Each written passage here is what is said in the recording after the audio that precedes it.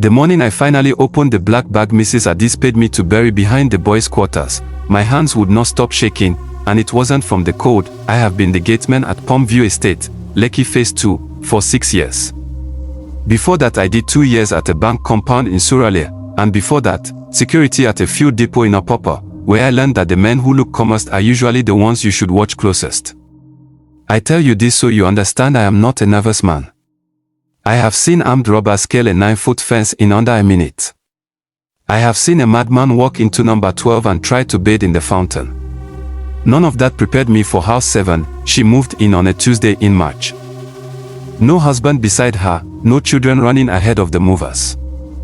Just her, in a grey Toyota Camry with tinted windows and a Delta state plate number, directing 2 men as they carried in furniture wrapped so tightly in black cellophane that you couldn't tell a wardrobe from a coffin. I remember thinking that, and laughing at myself for thinking it. Mrs. Adis, that was the name on the estate registration form, no other name, no occupation listed, just a dash where the form asked for it, was polite in the way that cost money. She greeted me every morning with my correct name, Baba Suleiman, not Gateman or Oga, and on the first Friday she pressed 2,000 naira into my palm and said, "For your Sunday." I have worked 12 estates in my life. Nobody tips the gateman before they've asked him for anything. By the second week I understood what she wanted. She came to my post at the gate a little after 9 at night, when the estate goes quiet and only the generators hum, and she asked if I could stop logging her visitors in the book. Not stop the visitors. Stop the book, any wahala for the estate, no my head go carry am. I told her, there won't be wahala, she said. Just discretion. I should have said no there. I have thought about that moment more times than I can count, turning it over the way you turn a bad coin, checking both sides for the mistake. But she offered 15,000 a month, and my daughter's WAC fees were due, and discretion, I told myself, discretion is not a crime. Half the men in this estate pay me for discretion. Discretion is the whole job, so I stopped writing down the black Hilux that came to House 7 every Wednesday around 1 a.m., its headlights off from the junction, crawling in like it already knew the estate didn't want to see it. 2 men would carry something in, sometimes a crate, sometimes what looked like road carpet. Heavy enough that it took both of them, careful enough that they never let it bump the ground. They'd be gone by 1:40. The Hilux never used the same route twice going out. I started noticing other things too, the way you notice a smell before you can name it. The dogs on that side of the estate, Oga Choku's 2 Alsatians in number 6, Mrs. Bellow's terrier in number 9, stopped barking whenever anyone crossed near House 7's fence. Not calm down. Stopped. Like something told them not to. There was a smell some evenings, faint, chemical, sweetish underneath, the kind of smell I remembered from my cousin's mortuary training pamphlets when he was studying to be an embalmer in Kaduna. Formalin, he told me once, showing off, is what keeps a body looking like sleep instead of death. I never said this to anyone. What was I going to say? That a widow's perfume reminded me of a mortuary, because that's what the estate believed her to be.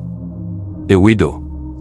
Word moves fast in a compound of 40 houses, and by April the consensus was that Mrs. Adi's husband had died suddenly, an accident. Some said Port Harcourt, some said Abuja, and that grief had made her strange, private, prone to visitors at odd hours because grief does not keep office time.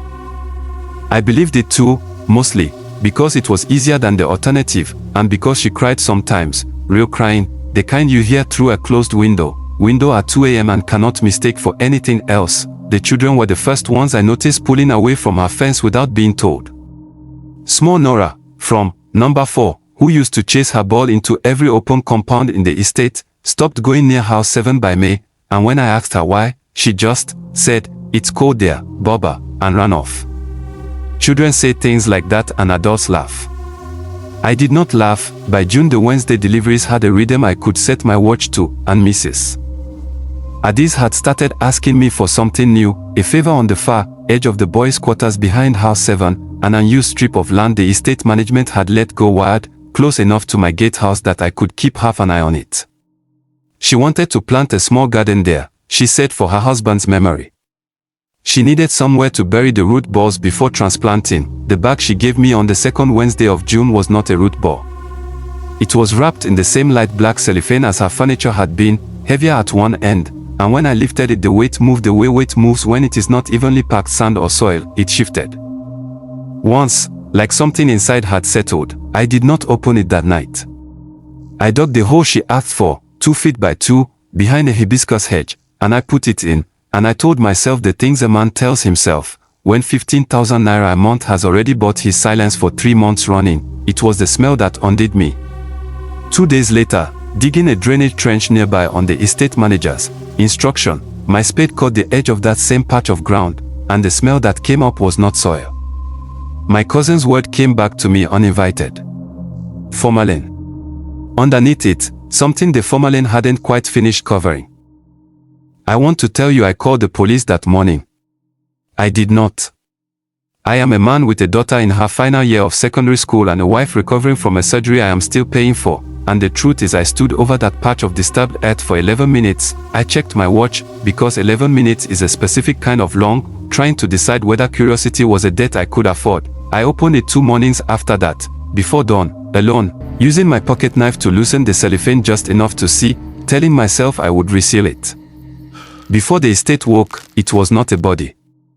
I need you to understand the relief of that sentence before I tell you what it actually was.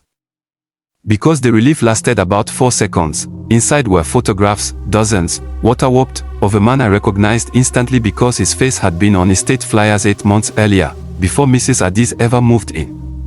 Mr. Godwin Achebi, number 7's previous tenant, who the flyer said had relocated abroad for work.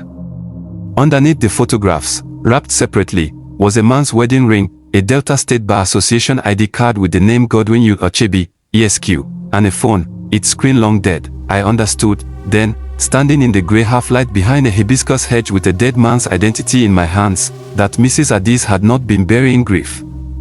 She had been burying evidence.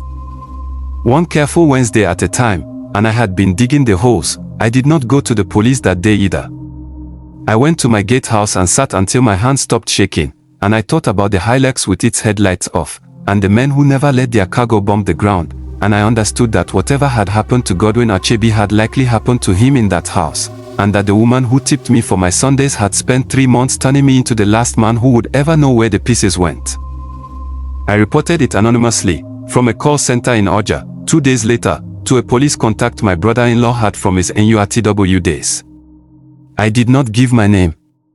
I told them where to dig, and I told them about the Hilux, and I never went back to work at Palm View Estate again. I sent a cousin to collect my things and my final pay, and I moved my family to Ikorodu within the month, on money I didn't have, because I could not spend one more night at that gate not knowing if she'd realized what I'd seen. The arrest made the papers eventually, small print.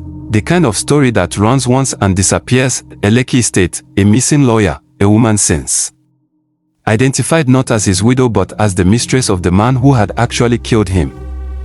Hired to make the evidence vanish while the estate believed her a grieving wife. I read it standing in a newspaper stand in Ikorodu, and I did not feel the relief I expected.